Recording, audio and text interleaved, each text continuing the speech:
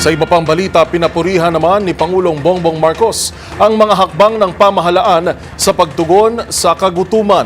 Ito'y kasunod ng iniulat ng Department of Social Welfare and Development na pagbaba sa bilang ng mga pamilyang nagugutom sa bansa. Narito ang report ni Rose Babiera. Pinapurihan ni Pangulong Bongbong Marcos ang mga hakbang ng pamahalaan sa pagtugon sa gutom na kinakaharap ng bansa. Ito ay kasunod ng iniulat ng Department of Social Welfare and Development o DSWD na pagbaba sa bilang ng mga pamilyang nagugutom o food poor families sa isang sectoral meeting sa Malacanang.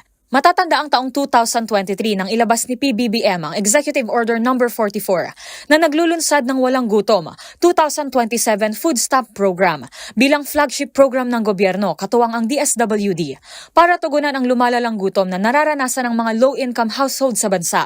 Sa ilalim ng food stamp program na ito, bumaba ng 300,000 ang bilang ng mga food poor families noong nakaraang taon. Batay sa tala ng Philippine Statistics Authority, mayroong 1 milyong food poor family na target gawing benepisyaryo ng FSP. Nasa 700,000 na lamang ito batay sa huling tala ng ahensya. Higit sa 2,000 pamilya na ang natulungan ng programa simula noong December 2023 hanggang July 2024. Nakakatanggap ito ng 3,000 pisong food credit buwan-buwan na maaari nilang magamit sa mga kadiwa stall at iba pang mga otorisadong pamilihan. Sa ngayon, umabot na sa 182,771 ang benepisyaryo ng FSP. 89,772 dito ay naklaim na ang kanilang mga benepisyong pagkain.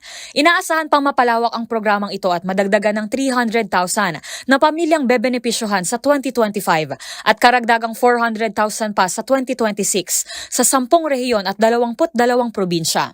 Para sa MBC TV Network News, ito si Rose Babiera. Una sa Pilipinas, una sa Pilipino.